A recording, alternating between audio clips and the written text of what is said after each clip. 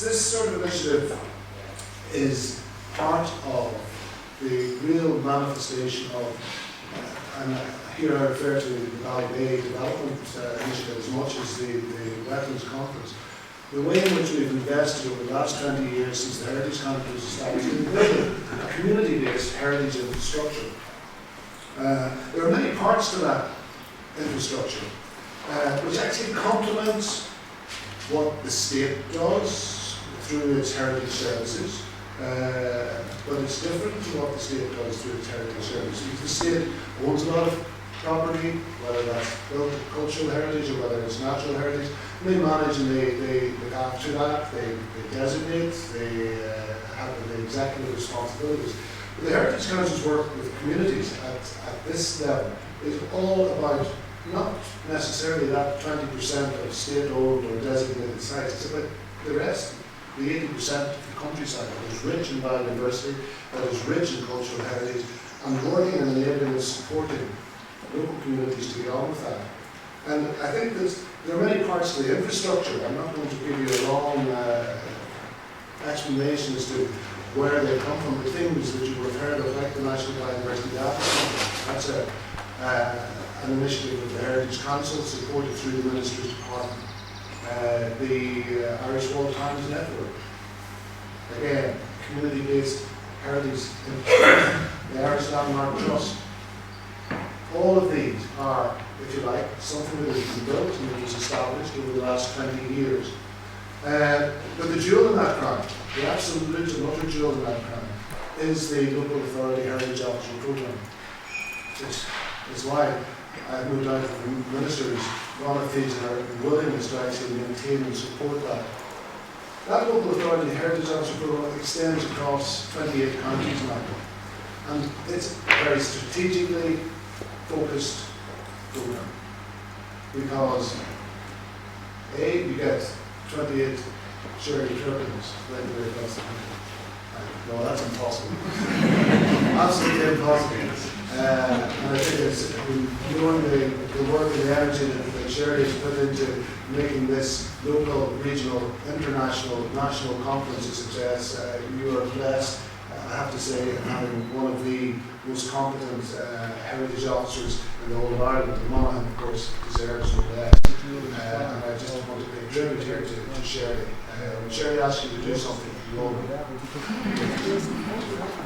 So that Heritage Officer Programme is undoubtedly the jewel in the crown of where the Heritage Council works at the community level, because it's based fundamentally on having a heritage officer working with the local authorities, working through their community networks, working and establishing a local heritage forum, which then produces a county heritage plan. And that is where the funding then gets targeted. Not where I decide it's targeted, not where even the minister decides where it's targeted, but where those communities want to see the funding targeted and the support come. And certainly, I suppose, if over the last 20 years of the Heritage Council's existence, it has helped communities build that infrastructure, it has really shown what is possible. And the Prime Minister knows of these initiatives because in the discussions with her officials and her directly, we are always reiterating the potential that this type of approach has. The state has a responsibility to own property, to manage sites, and to designate. But that can't be to the detriment of investing and realising the potential of these types of networks, with community-based ones. And when I use the word community, I use it in the broadest sense. It can be a community of interest as well as a community.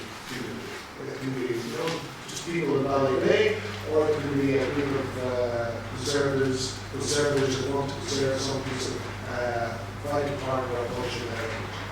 And there is the potential now, I hope, to invest for that in the future. And over the coming weeks and months, and really, I hope years, I hope to work with the Minister in convincing her colleagues in Cabinet that the returns that you get from this type of approach far outweigh a lot of the big capital funds that are invested that then meet or revenue stream to our city owner. Here, we're tapping into the knowledge, the interest, the commitment, the enthusiasm of not only local people, but local people supported by people who have a particular interest in knowledge and revenues. And that is worth the trip of gold. And the returns on that, Minister, as you well know, are very well documented. And we've laid out, I'm not going to go into them, 6 very clear steps where we feel, now working with the department, we can actually secure that investment and convince people that gradually, not with a full big step, but gradually we can phase the growth of investment by government in this community-based sector and do that over the course of the next 5 or 10 years. I look forward to rising to that challenge. I know the Minister is committed to doing everything that she can to do it, and I really am looking forward to hearing the rest of the speakers this morning and to talk to as many of you as I can during that time. Thank you very much.